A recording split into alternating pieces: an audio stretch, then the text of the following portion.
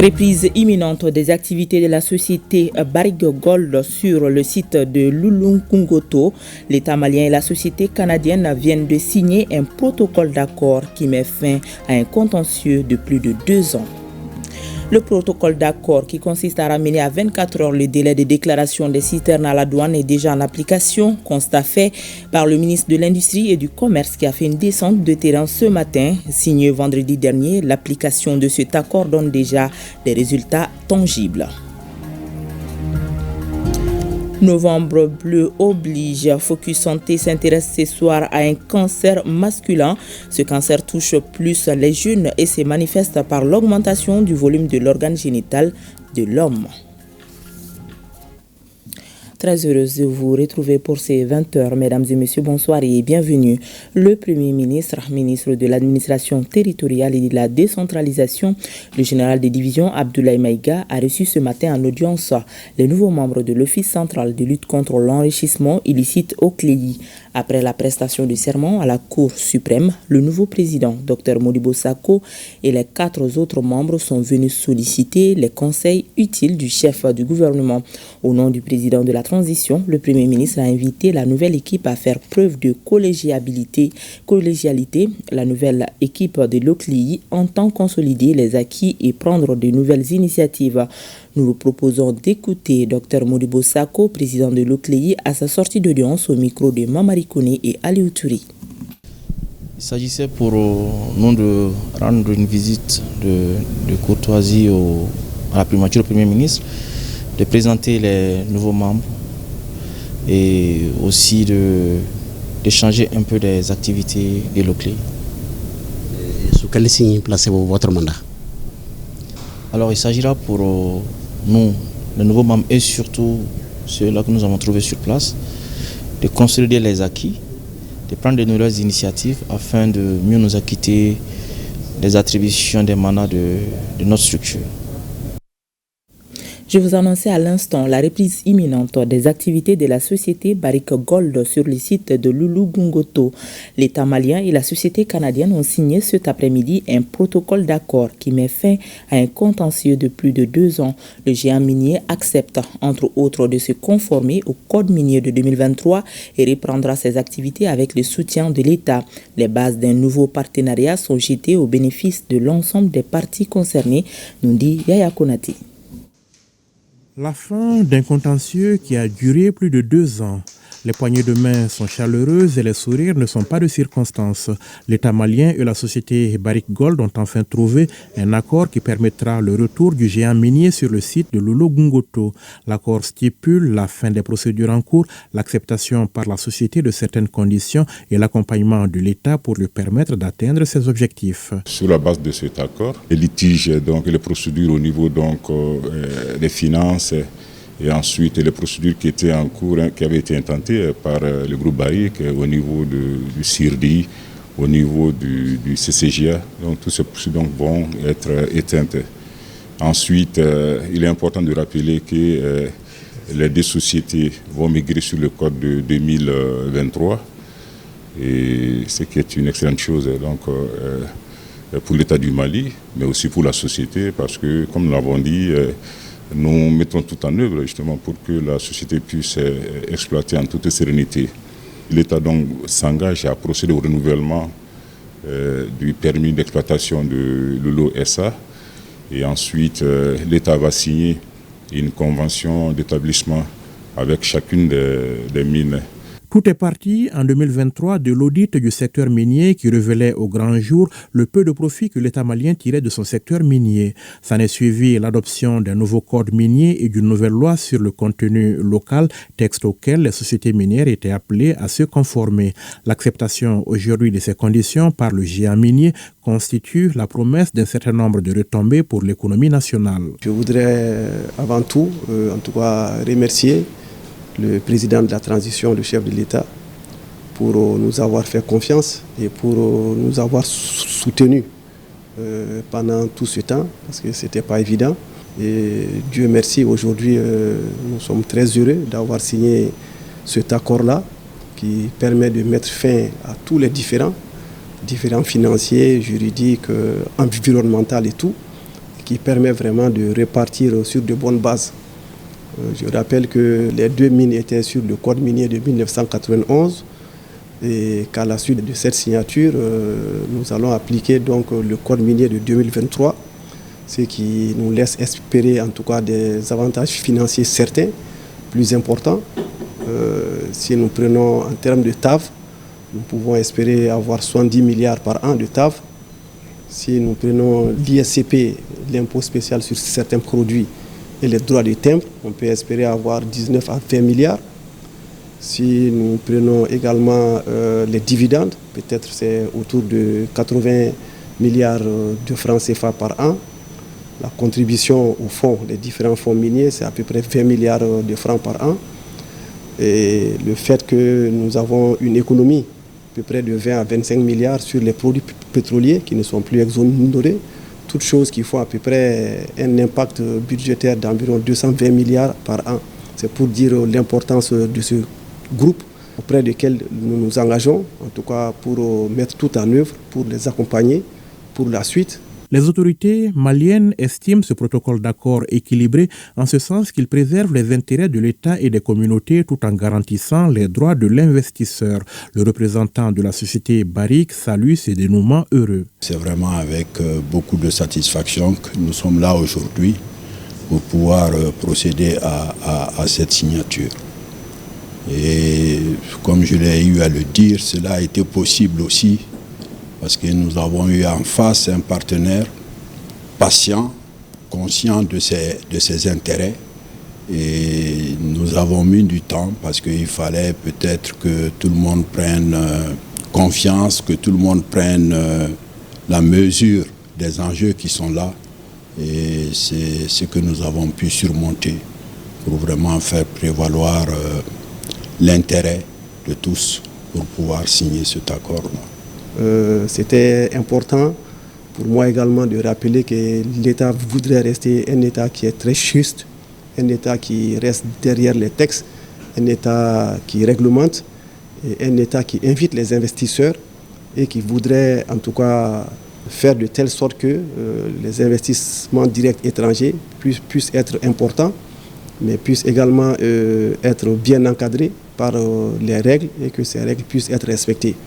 En tout cas, nous nous engageons auprès des dirigeants du Barrick à tout mettre en œuvre pour que vraiment leur exploitation puisse se poursuivre dans les meilleures conditions. Et nous resterons toujours ouverts et nous mettrons tout en œuvre pour qu'ensemble nous puissions en tout cas poursuivre dans l'intérêt, comme on l'a dit, des actionnaires, des travailleurs, de la communauté autour desquels les mines se trouvent et de toute la population malienne à travers des impacts sur le budget. Une nouvelle phase qui s'ouvre donc pour les deux parties dans un partenariat historique.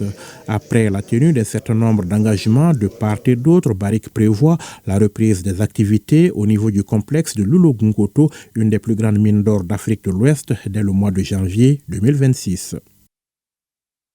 Je le disais également dans les titres, le ministre de l'Industrie et du Commerce a fait une descente de terrain ce matin. Moussa Alassane Diallo s'est rendu au niveau du bureau des produits pétroliers de la douane pour constater la mise en application du protocole d'accord signé vendredi dernier. Il consiste à ramener à 24 heures le délai de déclaration des citernes à la douane. C'est là pour accélérer le ravitaillement des stations. L'application de cet accord donne déjà des résultats tangibles en vue de dénouement de la crise. Aridou Matina et Gaussou H. étaient de la visite. Le bureau des produits pétroliers de la douane, qui gère les dédouanements des citernes à l'importation, enregistre la visite du ministre de l'Industrie et du Commerce. Quelques jours après la signature du protocole d'accord, ramenant le délai de déclaration à 24 heures au niveau de la douane, Moussa Alassane Diallo a ainsi jugé nécessaire d'entreprendre cette visite pour vérifier si le protocole est entièrement respecté et que l'impact de la mesure se fait déjà sentir. Ce que nous puissions constater depuis la signature du protocole le vendredi 21 novembre 2025, il y a eu 114 citernes qui sont rentrées depuis. Et sur les 114 citernes, il y a 110 qui sont sortis en moins de 24 heures. Donc nous pouvons véritablement dire que le protocole d'accord est opérationnel et qu'il est en train de produire ses pleins effets. Le protocole dit que toutes les citernes qui rentrent au bureau du pétrole doivent sortir en 24 heures. Donc le délai d'attente des citernes au niveau du bureau de pétrole, c'est 24 heures. Contre 72 heures, conformément à la réglementation du Code des douanes. Donc c'est ce protocole qui a été signé pour assurer la vitesse de rotation des citernes, pour assurer donc le fonctionnement normal des stations d'essence. La prochaine réunion d'échange étant prévue dans quelques jours, le ministre Diallo espère que la crise connaîtra son épilogue avant cette date. Il y a des indicateurs qui sont très promoteurs. Au moment où nous venons de constater que le premier convoi de 114 citernes qui est rentré, il y a 110 qui sont sortis en moins de 24 heures. Nous coïncidons aussi avec l'arrivée de 200 citernes qui viennent tout juste de rentrer à Bamako sur un stock global de 900 citernes qui est aujourd'hui dans les frontières. Donc véritablement, si nous arrivons à assurer une meilleure coordination de l'approvisionnement des différentes stations, couplée à une lutte acharnée contre la fraude, la rétention et les détournements de stock, j'espère véritablement que nous allons respecter le délai du jeudi prochain pour casser les files d'attente dans l'accès aux stations dans notre pays. Lors de la visite des terrains, la direction de la douane, qui travaille désormais 24 heures sur 24, a tenu à rassurer le ministre de son entière disponibilité et engagement à s'investir davantage aux côtés des autres acteurs pour venir à bout de cette crise des hydrocarbures. Parlant toujours de la crise d'hydrocarbures, le directeur général des douanes du Mali, l'inspecteur général Amadou Konaté, apporte des éclairages sur certains points. Je vous propose de l'écouter au micro de Aridou Matina.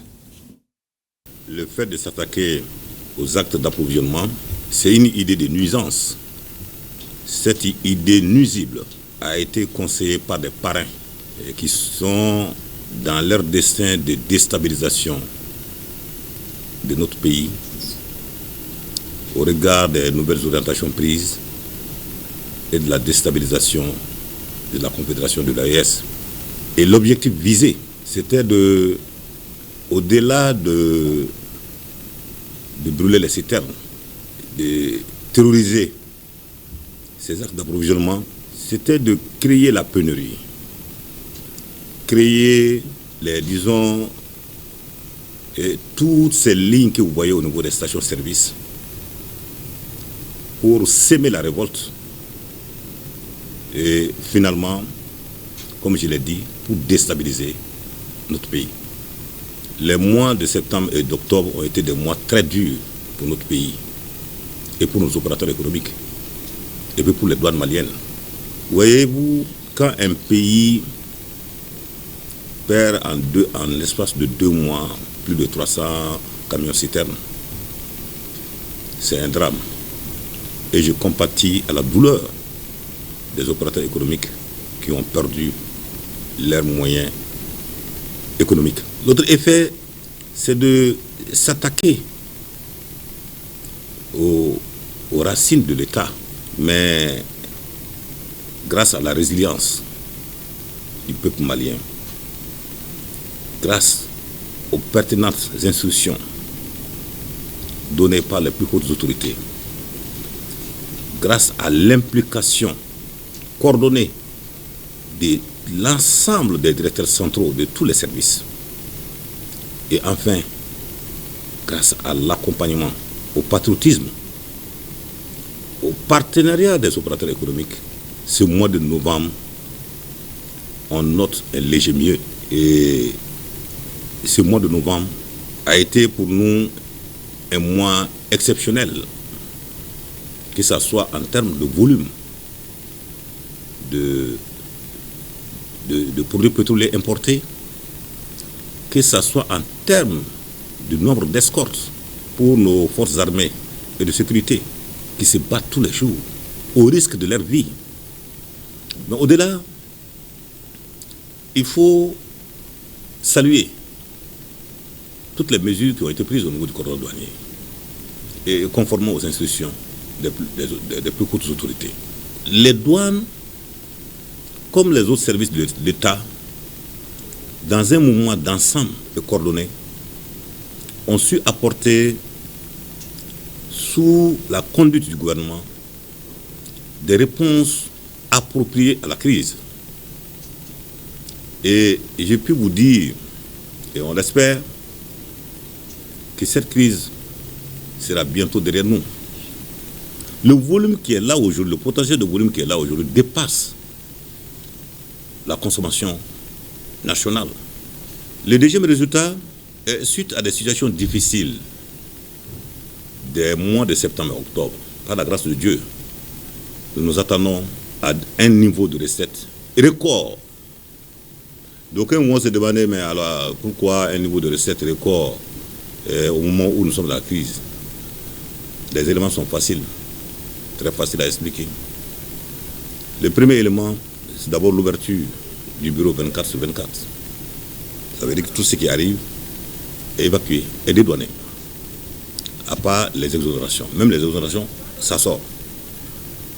Le deuxième élément, 49,2 millions de litres qui ont été bloqués suite au terrorisme exercé sur nos corridors au mois d'octobre, par la grâce de Dieu, ont été liquidés en novembre. En novembre, on a enregistré 10 convois contre 8 en octobre, contre 2 en septembre. Et ce qui nous a donné un volume global de plus de 117 millions de litres, contre une moyenne en temps normal de 80 à 89 millions de litres. Voyez-vous? Bon, donc, et ce qu'il faut ajouter, troisième facteur, il faut saluer les opérateurs économiques qui savent qu'il y a des dispositions du Code des douanes qui les permettent de mettre les produits en entrepôt et d'attendre le bon moment pour les sortir. C'est la loi qui le dit. Ils ont accepté de mettre de côté cet avantage-là et de mettre toutes les citernes en droiture. Ce qui constitue, en tout cas, un gain en matière de recettes. Situation carburant toujours. Pourquoi les files d'attente ne faiblissent pas dans les stations d'essence? Comment faire pour diminuer ces tracasseries? Voilà autant de questions que notre équipe de reportage dirigée par Abdul Karim Kaba a posées aux citoyens en rang dans les stations-service. Les réponses dans ce reportage. Statistiquement, il est démontré aujourd'hui que le nombre de citernes qui arrivent par semaine est nettement supérieur au nombre de citernes quand on était hors crise, en temps normal. Et pourtant, les longues files d'attente ne faiblissent pas. Les usagers avancent les raisons. Pour d'autres, l'insuffisance de la quantité de carburant à la pompe. Pour d'autres, c'est un business qui ne dit pas son nom. En un laps de temps, certains s'enrichissent du sang de ceux là-bas qui bravent les intempéries pour transporter le carburant. Une pratique incompréhensible et injustifiée vu tout ce que l'État fournit comme effort. O bɛ ka min kan ye vraiment an t'u sara sɔrɔ bon fili janyakun in dɔwɛrɛ tɛ crise fɔlɔ min kɛra ka tɛmɛ a ye mɔgɔw siran a ye mɔgɔw dabali ban est ce que ko in bɛna ban wa est ce que faamuya donc o de kɛra sababu ye mɔgɔw aran kun bɛ ka janya dɔw bɛ ka ta ka taa mara mais an bɛ min f'u ɲɛna u kana ta ka taa mara. aran tɛ ka ban parce que mɔgɔw caman b'a ta ka sɛbɛn ni station ɲini isansi ɲini quoi dɔw b'a ɲini u bɛ taa bɔ k'a bila u bolo yen nɔ. Ko n'a banna aranko in kama o de kama u b'a bɔ ka a mara quoi.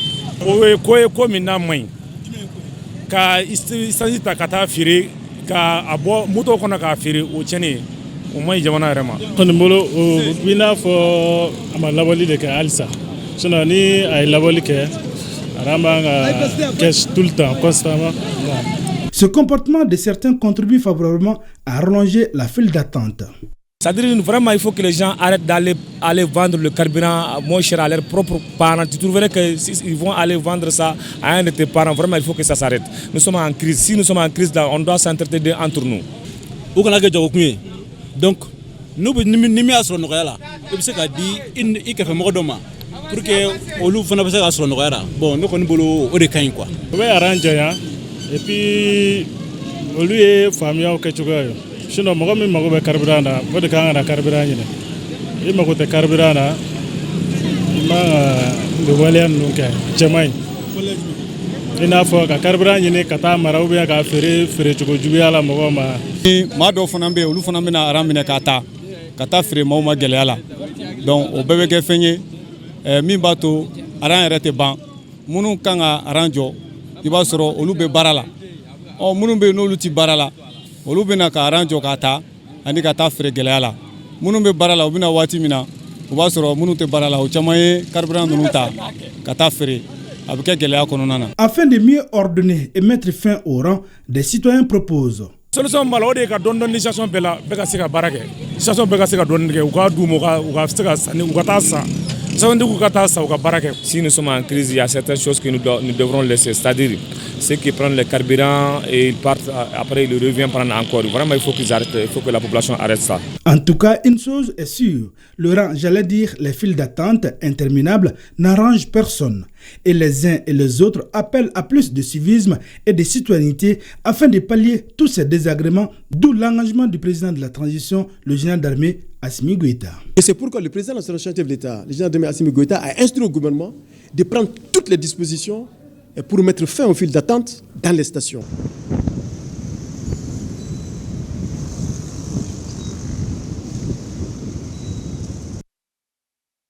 Et face à la situation sécuritaire, aux tentatives d'isolement de notre pays et aux attaques médiatiques, le peuple malien reste fier et digne. Les doyens Sidi Diabaté, fonctionnaire à la retraite à Sikasso, et Yacouba Djamtene, gendarme à la retraite également à Sikasso, ont leur lecture de la situation. Ils sont au micro de Sekou Konaté et Souleymane Bamba de l'URTM Sikasso. Aujourd'hui, moi je me réjouis. Je suis très content, très fier de notre sécurité qui fait le meilleur de même sur tous les plans. Parce que vu la superficie du pays, si quand même tant de militaires arrivent quand même à nous sauvegarder, je ne peux qu'à les remercier sincèrement. Et cela au fond du cœur. Sans démagogie aucune. Vraiment, ce sont des hommes, ce sont nos enfants qui nous ont honorés, qui nous ont fait lever la tête. On les remercie. Et leur demande toujours protection et longue vie. Je me suis dit que ça, ça doit être quand même des propos qui doivent même remonter notre morale. Parce que tu as été commandé par quelqu'un pendant des années et des années. Tu as exploité pendant des années et des années. Tu lui dis au revoir. Il ne peut jamais te voir de bon oeil. Hein. Ça, il fera tout de te dénigrer sur tous les plans. Sécurité, langage, un peu de tout. Aujourd'hui, nous, on est même aisés par rapport au passé. Il y a des individus mal intentionnés. Bon, moi, je ne les appelle pas des djihadistes, hein, c'est des vagabonds. Vous m'excusez du terme, bien sûr. Parce que des gens sans foi ni loi qui se lèvent et qui vont s'attaquer à des paisibles citoyens. Cette cabale médiatique à l'endroit de nos paisibles citoyens, de nos gouvernants, c'est pour leur créer des faux problèmes en réalité. Ces cabales médiatiques, moi, ils veulent perturber la quiétude parce que sachant que actuellement le Mali est venu de très loin, parce qu'ils ont essayé par tous les moyens pour nous créer des problèmes, mais Dieu merci. Actualité sur un tout autre plan, double comité de pilotage au ministère de la Réconciliation. Il s'agit de la 7e session du comité de pilotage et d'orientation du PCRS et de la 2e session du projet de résilience communautaire et de services inclusifs, également appelé projet Mali Denko. Les travaux étaient présidés par le ministre de la Réconciliation, de la Paix et de la Cohésion nationale. Compte rendu à Lucien Touri.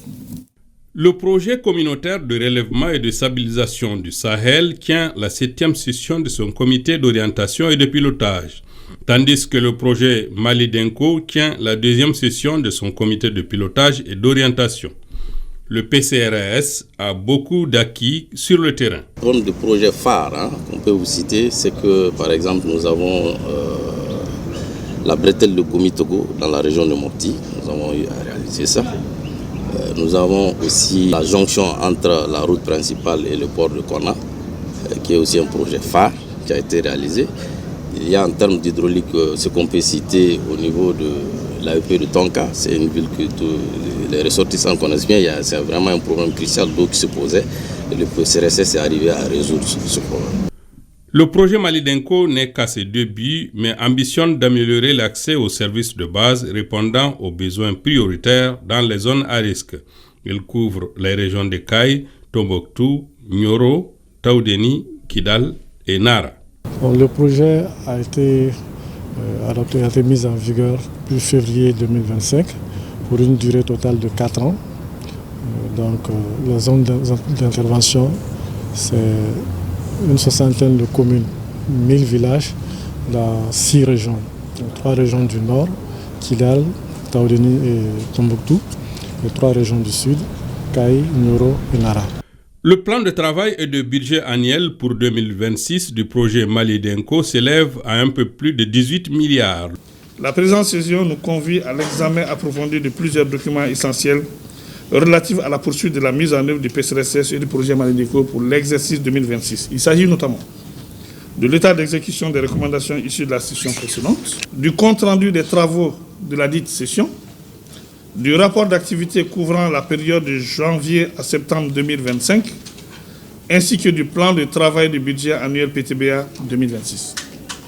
L'analyse du PTBA 2025, conduite conjointement par les unités d'exécution des 2 projets, la mission d'appui à la réconciliation nationale et les agences de maîtrise d'ouvrage déléguées, mettent en évidence des progrès substantiels et hautement encourageants.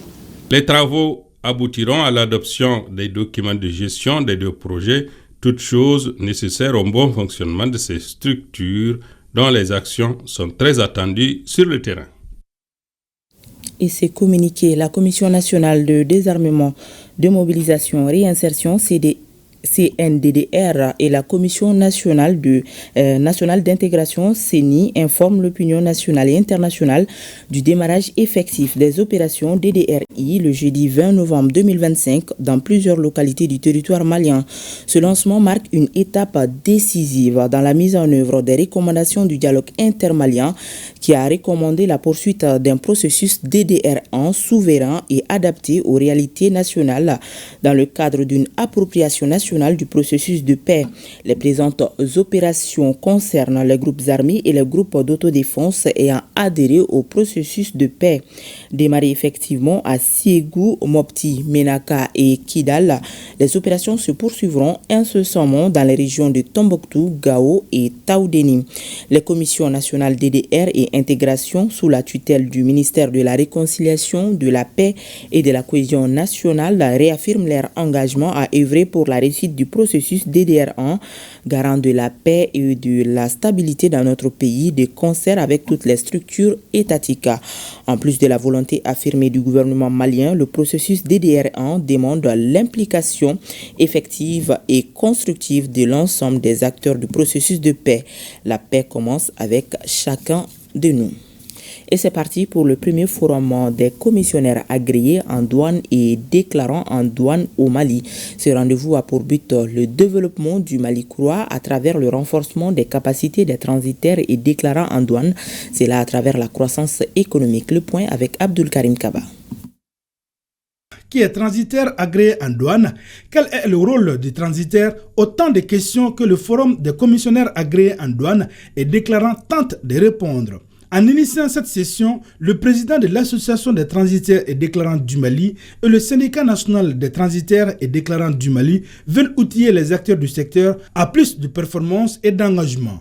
C'est là dans la dynamique du Mali croix. Notre vision, faire un Mali, un modèle logistique en Afrique de l'Ouest. Notre ambition est claire et assumée. Digitaliser et sécuriser, capable de rivaliser avec les meilleures pratiques régionales et internationales. Cela passe par la formation de nos membres. Ce forum n'est pas un espace de plainte, c'est un espace de solutions, de propositions et de transformations. Les transitaires et déclarants en douane jouent un rôle important dans l'économie et le commerce au Mali. Ils contribuent efficacement à l'approvisionnement et à faciliter les besoins de la population. Pour jouer pleinement ces rôles, ils doivent disposer d'outils modernes, des compétences à jour et d'un cadre professionnel stable. C'est pourquoi l'Union nationale des travailleurs du Mali soutient pleinement toutes les actions visant la digitalisation des procédures, la valorisation des métiers du transit, la formation technique continue, les renforcements de la collaboration entre travailleurs entreprises et services publics. 3 jours durant le temps du forum, les acteurs seront suffisamment renforcés sur les sujets comme la formation continue, l'adaptation aux outils numériques, les déficits d'infrastructures routières adaptées et les exigences croissantes du commerce international. Selon les systèmes de gestion d'information sur la violence basée sur le genre, plus de 22 000 incidents de violence basés sur le genre ont été rapportés en 2024. Les femmes et les filles sont les principales victimes. Ces chiffres font froid dans le dos et interpellent tous. C'est pourquoi autorités, partenaires et les victimes seront au rendez-vous demain 25 novembre 2025 au CICB pour échanger sur la problématique. Pour la 34e édition, le thème national choisi est l'utilisation responsable des réseaux sociaux, gage de protection, de promotion et de préservation des valeurs culturelles des femmes et filles au Mali. Pour en savoir plus, suivons le message du ministre du département de la femme. Elle est au micro de notre reporter Inaba.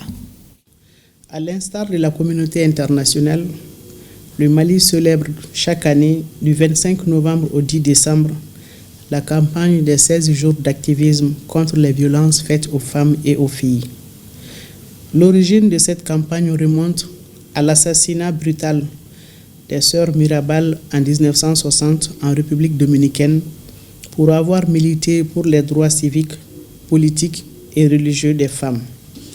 Le thème international de cette année est « Unité pour mettre fin à la violence numérique contre toutes les femmes et filles ».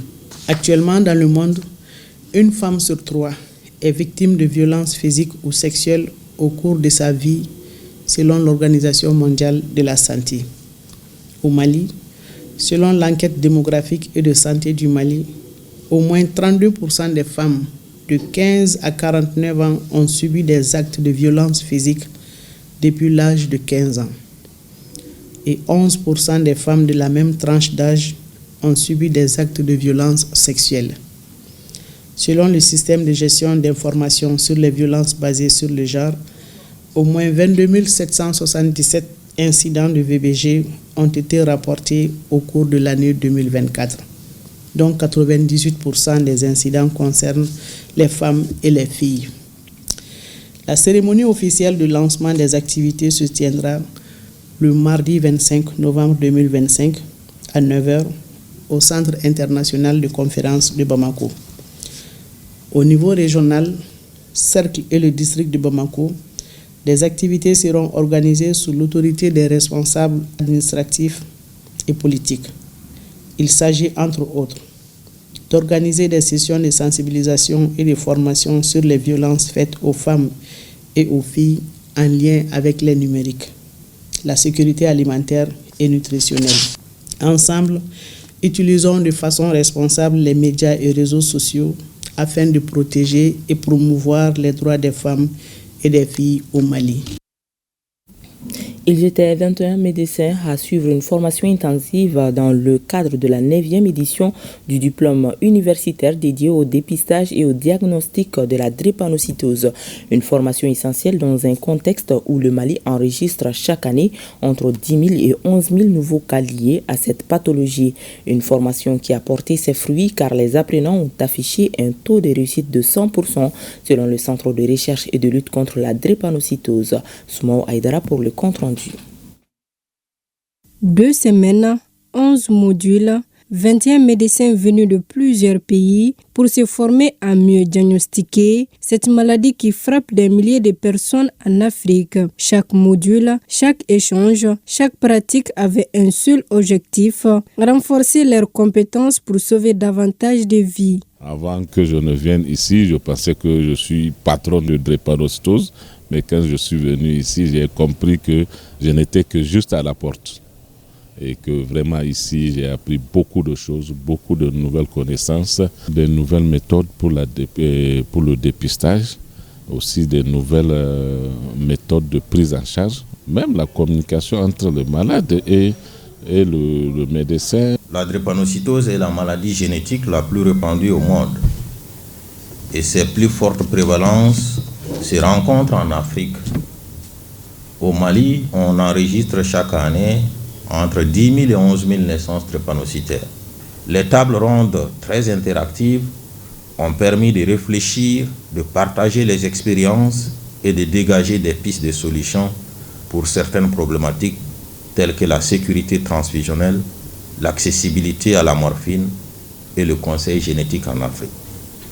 Les participants étaient d'un bon niveau et leur taux de réussite a été de 100% avec des moyennes allant de 10 à 17 sur 20.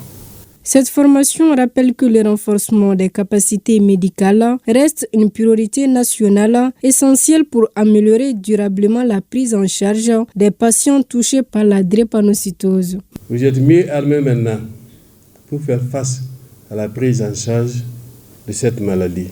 Donc, nous avons toujours dit qu'en médecine, nous avons toujours l'obligation de soulager. Toujours. Soyez sensibles à nos patients. Les 21 médecins diplômés sont bien plus qu'une simple promotion. Ils seront désormais des garde-fous dans leurs pays respectifs pour freiner la propagation de la drépanocytose, selon les formateurs. Focus ce soir sur un cancer masculin. Ce cancer se manifeste par l'augmentation du volume de l'organe génital de l'homme, mais sans douleur. Il affecte les hommes, mais les jeunes sont les plus touchés. La cause réelle de cette pathologie n'est pas connue, mais quelques facteurs de risque existent comme le traumatisme, la malformation au niveau de la partie concernée de l'appareil génital de l'homme.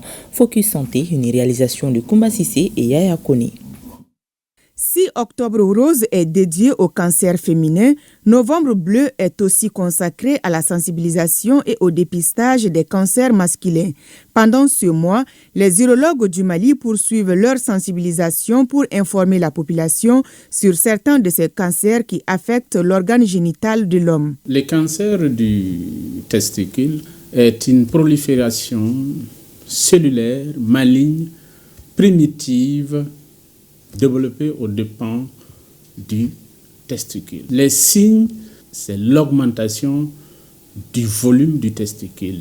En général, l'augmentation du volume du testicule n'est pas accompagnée de douleur.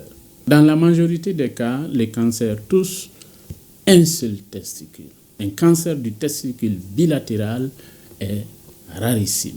En plus des signes cliniques, un bilan est nécessaire pour confirmer le diagnostic, car d'autres maladies peuvent provoquer une quelconque augmentation. Ce bilan peut être un bilan d'imagerie, c'est-à-dire réaliser une échographie du contenu scrotal, mais également un bilan sanguin, ce que nous appelons les marqueurs du cancer du testicule.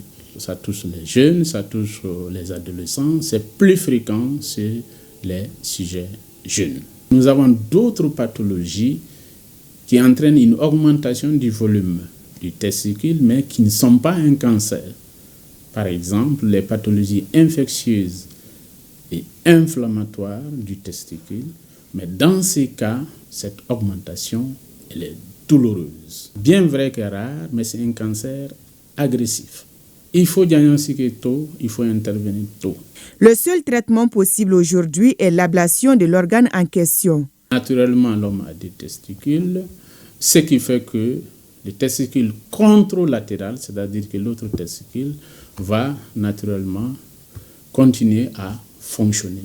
Parce que le testicule a deux fonctions. La fonction exocrine, qui est la production des spermatozoïdes, et la fonction endocrine, qui consiste à la production de la testostérone, donc de ces hormones-là. Ce qui fait que l'autre testicule va continuer à fonctionner correctement. Alors, dans le cas contraire, un cancer du testicule bilatéral est rare, et si par malheur ça survient, il faut enlever le tout. Ou par malheur, des hommes qui naissent avec un seul testicule, dans ces cas également, il faut faire l'ablation du testicule. Donc ça compromet la reproduction, donc ça crée un problème d'érection, mais également ça crée un problème de reproduction. Non pris en charge, tous les éléments qui sont à côté du testicule vont être envahis. Et en dehors de ça, va encore entraîner des métastases à distance. Il n'y a pas de cause spécifique, mais quelques facteurs de risque existent. Le testicule est fabriqués à l'âge fœtal au niveau de l'abdomen. Donc pendant la migration, il peut y avoir une migration incomplète. Donc en cas de migration incomplète, les testicules restent en intra-abdominal ou bien en position inguinale. Et chaque fois que les testicules restent en cours de chemin, c'est un facteur de risque de développer un cancer des testicules. Mais également un traumatisme ancien. Sinon, les vrais facteurs de risque, c'est vraiment la migration incomplète. Et raison pour laquelle, même dans ces cas, il faut faire ce qu'on appelle un abaissement du testicule dans les scrotum. Même après l'intervention chirurgicale, un suivi régulier doit être fait pour surveiller les risques qui peuvent survenir.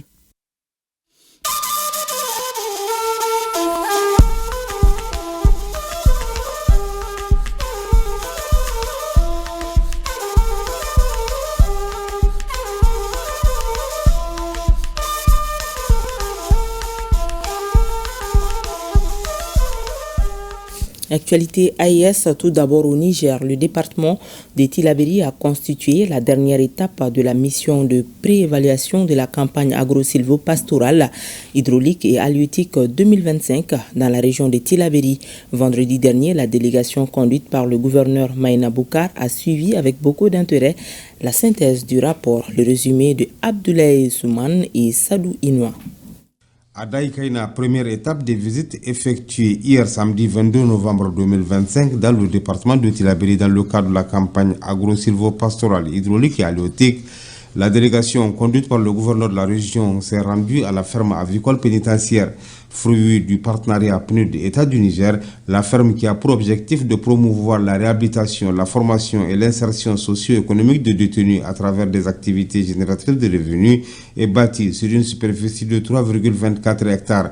Avec un effectif de 4760 sujets, la ferme entretenue par 29 détenus produit 142 800 œufs par mois pour une valeur financière de 10 710 000 francs CFA. L'aménagement hydro-agricole de Daïkaïna a constitué la deuxième étape de cette série de visites.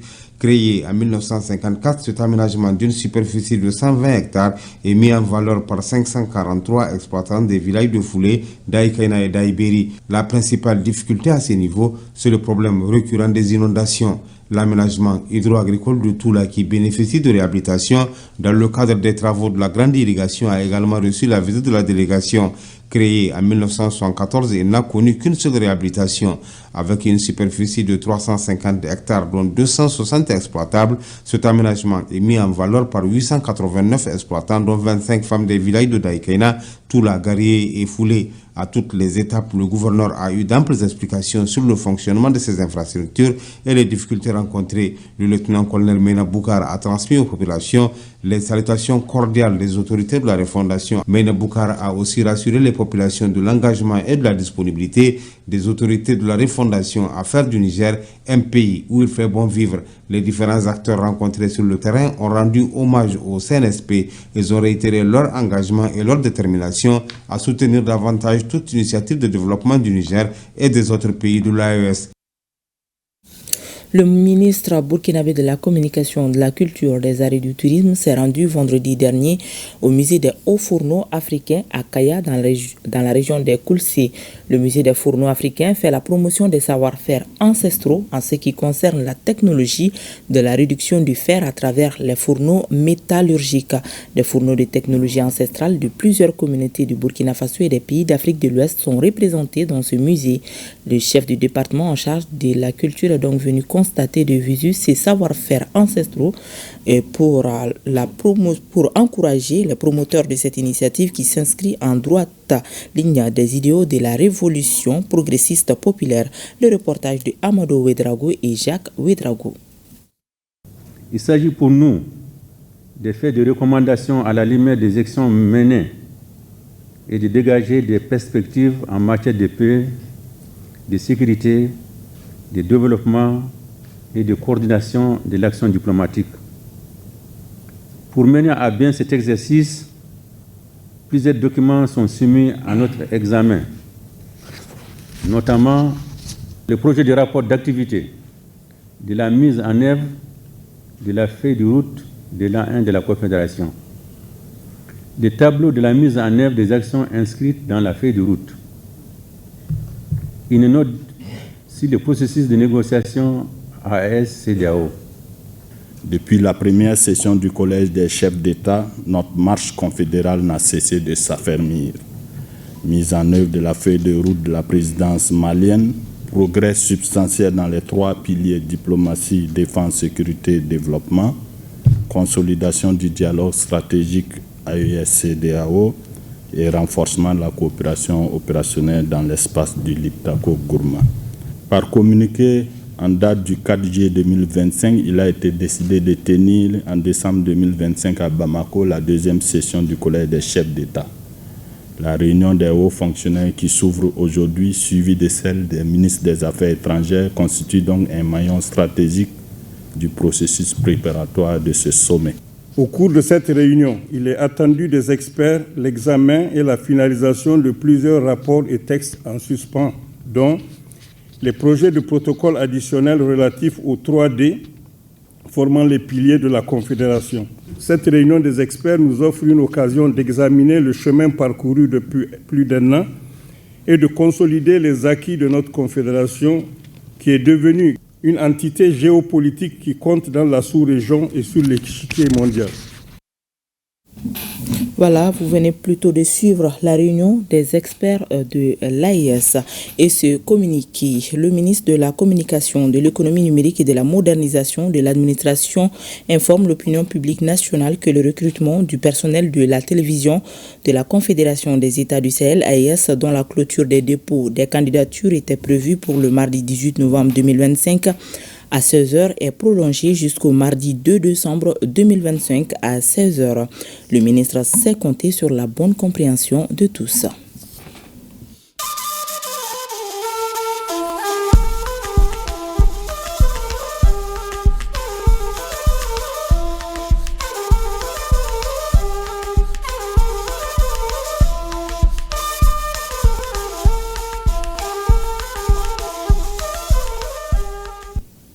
Une mission de supervision de la campagne agricole à Etasson et à Sikasso.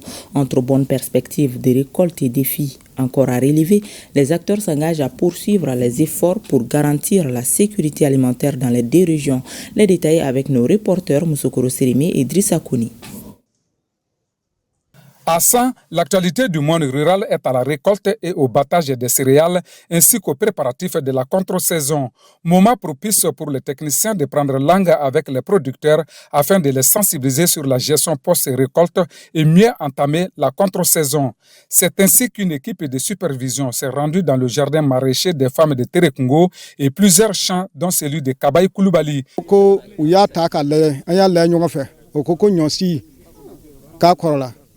Les constats ont été que la variété n'est pas bonne.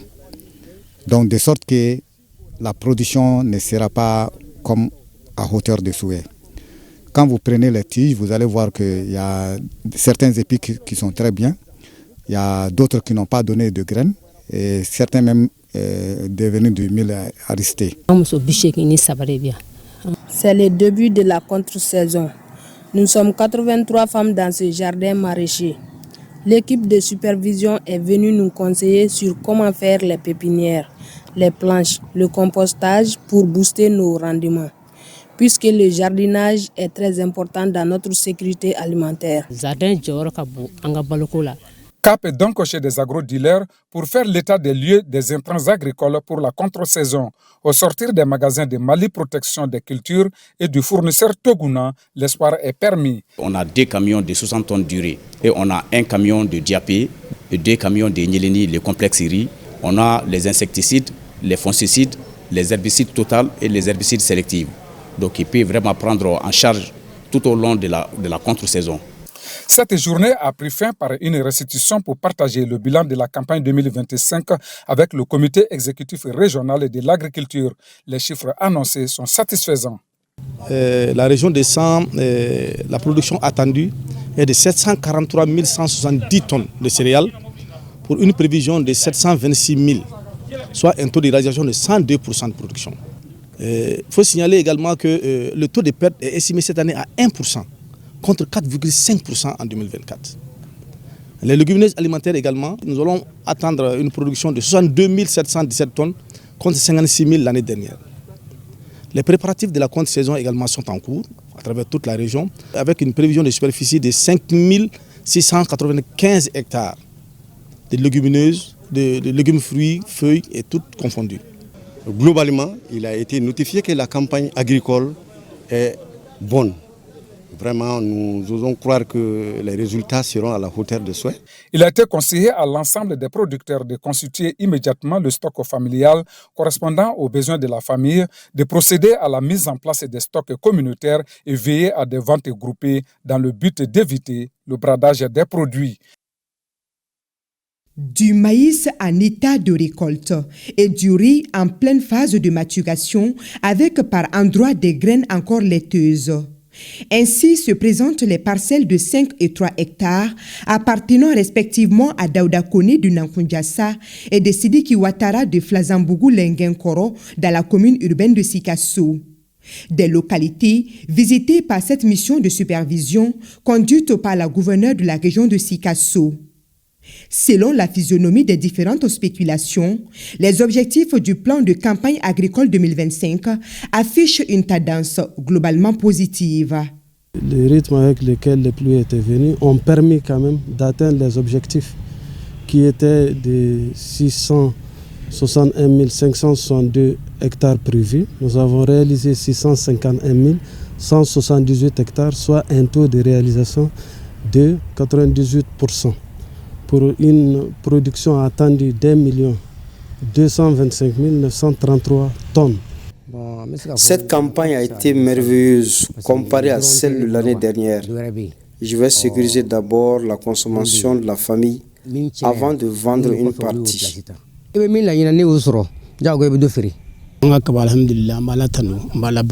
Je suis satisfait de ma récolte cette année. Je compte tout stocker jusqu'à la prochaine campagne. Pas question de vendre. La visite est suivie d'une rencontre d'échange et de sensibilisation avec les producteurs autour de la bonne gestion des récoltes.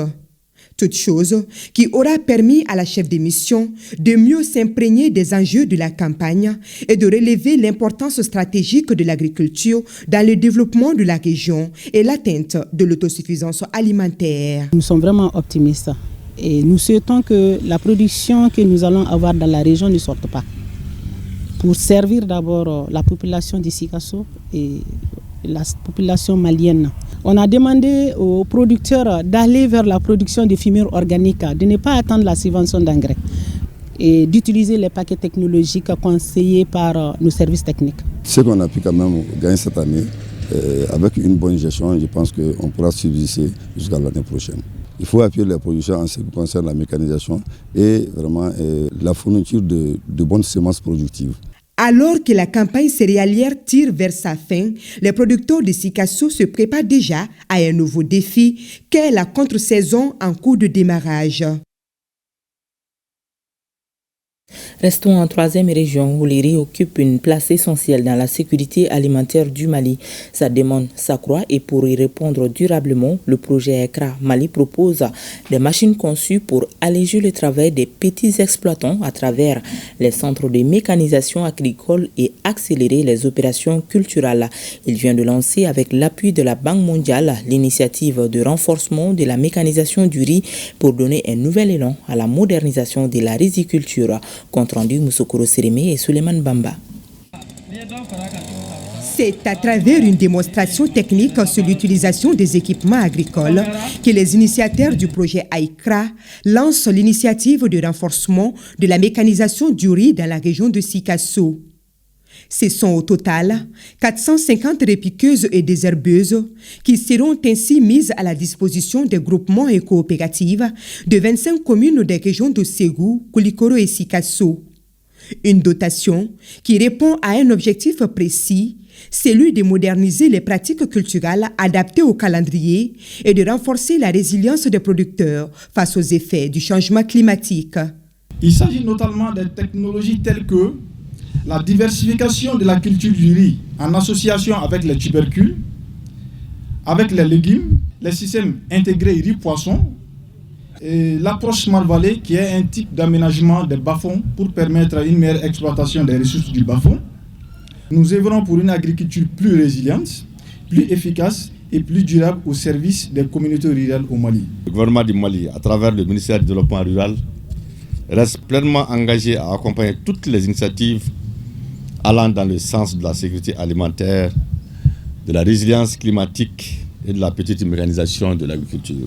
Le développement de la riziculture repose en grande partie sur la recherche et l'accompagnement technique des partenaires sur le terrain. Des acteurs qui mesurent la portée de cette initiative sur la maximisation des bénéfices de la mécanisation par les producteurs cibles. La mise en disposition des désherbeuses et répiqueuses à travers des centres de mécanisation agricole SEMA répond aux défis du terrain, à savoir la rareté de la main-d'œuvre, la pénibilité du travail agricole, les retards dans le répiquage et le désherbage, ainsi que l'augmentation de la productivité. Je voudrais tout d'abord remercier le projet AICRA Africa Rice de tout son engagement et ses sacrifices en faveur de la réduction de la vulnérabilité des producteurs, de la zone face au climat et de la dynamique de transition vers une mécanisation accrue engagée par l'Office du Niger. À noter que AICRA, ou Accélérer les impacts de la recherche du climat, est un projet du consortium CGR mis en œuvre par Africa Rice, un programme qui prend fin en décembre 2025. Remise à Nioro du Sahel d'un important lot de matériel d'assainissement aux communes de Djema et de Nioro. L'œuvre est du ministre de l'Environnement, de l'Assainissement et du Développement durable avec l'appui du projet de résidence urbain de Bamako-Pruba. Cette remise permettra aux bénéficiaires de lutter efficacement contre les déchets solides dans leur localité. Moussa Diakité. Composé de tricycles, de poubelles, de brouettes, de bottes, de pelles, de râteaux et de gants, ces matériels permettront de renforcer la capacité des communes de Djema et de Nioro à mieux gérer les déchets solides afin de faire de ces collectivités des localités propres où il fait bon vivre. Nous les remercions du fond de notre cœur. Ces matériels seront remis aux GIE et ils en feront bon usage et la ville sera assainie. Initié par Madame le ministre de l'Environnement, de l'Assainissement et du Développement durable, avec l'appui du PRUBA, projet de résilience urbaine de Bamako, dans le processus d'accès à un assainissement durable, l'acquisition de ces matériels va assurer aux bénéficiaires le droit à un environnement sain et durable selon l'article 22 de la nouvelle Constitution. Ces matériels sont acquis dans le cadre de la bonne collaboration avec le projet PRIBA, projet de résilience urbaine de Bamako, qui a bien voulu accompagner le ministère de l'Environnement, de l'Assainissement et du Développement durable à travers la DENACPN en vue de renforcer les moyens de gestion des déchets au sein des différentes communes bénéficiaires. Valoriser ces matériels. Le matériel que nous avons ici sera suivi et il sera destiné à ceux qui peuvent l'utiliser. Mais il faut qu'au niveau des quartiers, que les chefs de quartier et les chefs de famille s'investissent. Il y a un don de soi qui incombe à toutes les familles. Les chefs de quartier doivent sensibiliser, doivent se mobiliser pour que ce matériel puisse être utilisé. Le ministre des Affaires religieuses, du culte et des coutumes, se fondant sur la délibération de la Commission nationale d'observation de la Lune, porte à la connaissance de la communauté musulmane du Mali que le croissant lunaire Djoumada Sania ou Lassiri Laban a été aperçu le vendredi 21 novembre 2025 dans plusieurs localités du pays. Par conséquent, le mois lunaire Djoumada Sania ou Lassiri Laban a débuté au Mali le samedi 22 novembre 2025. Les directeurs des chaînes de télévision publiques et privées d'Afrique francophone se sont réunis ce week-end à Lomé au Togo pour parler de long en large des droits de retransmission des matchs de la CAN Maroc 2025. La CAF, organisatrice de l'événement, a décidé d'octroyer 32 matchs sur les 52. Les directeurs généraux ne l'entendent pas de cette oreille. On écoute le directeur général de l'ORTM, Hassan Baba Djombele, au micro de Siragato Sissi. On a été invité par le principal détenteur des droits de la CAN Maroc 2025, New World TV, pour un atelier d'échange pour voir un peu comment la compétition va se présenter, quelles sont les dispositions pratiques, quelles sont les mesures qui ont été prises justement dans le cadre de la parfaite organisation de cette compétition. Donc on s'est retrouvé effectivement responsable des médias publics avec d'autres collègues pour échanger avec les responsables du New World TV, mais aussi poser nos doléances. Vous étiez là quand on a écrit cette lettre qui a été adressée à la CAF pour expliquer un peu notre désarroi, nos préoccupations par rapport au nombre de matchs proposés dans le cadre de la CAN Maroc 2025. Donc, dans la même foulée, on s'est retrouvés donc pour élever la voix et ensemble, de vive voix, porter cette préoccupation au niveau des responsables de New World TV, mais également de la CAF. Je pense que les discussions, il faut le souligner, ont été quand même assez chaudes. Nous avons longuement échangé avec le représentant de la CAF qui était là, qui, dans un premier temps, disait qu'il n'avait pas reçu l'information. Les charges de la CAF sont telles qu'il est important pour la structure d'aller chercher des partenaires ailleurs qui mettent la main à la poche pour équilibrer les dépenses. Et c'est ce qu'on a compris. Et c'est pour cela, et comme on l'a dit précédemment dans la première correspondance, que sur le même espace, nous avons quand même un concurrent qui a l'intégralité des matchs. Donc il n'y a pas de raison que nous, en tant que médias publics, on ne soit pas traités de la même manière. Mais après ces explications, on a compris effectivement que derrière, quand même, c'est un gros business, il faut le dire, et que aujourd'hui, en tout cas pour ce qui est de la CAN Maroc 2025, il n'y a pas de recul possible, mais les portes ne sont pas fermées. Les portes ne sont pas fermées et je crois qu'après la compétition, on va se retrouver encore une fois pour voir comment faire en sorte qu'il y ait un équilibre à ce niveau-là. La CAN Maroc 2025 s'approche donc à grands pas. Les matchs seront attendus car c'est la fête du football africain. Les directeurs généraux des chaînes de télévision d'Afrique francophone ont tenu une déclaration commune. À suivre cette déclaration dans l'émission Score aux alentours de 21h30. Et c'est ce qui met un terme à cette édition que nous avons eu le plaisir de vous présenter. Merci de l'avoir suivi. À demain, même heure, s'il plaît à Dieu.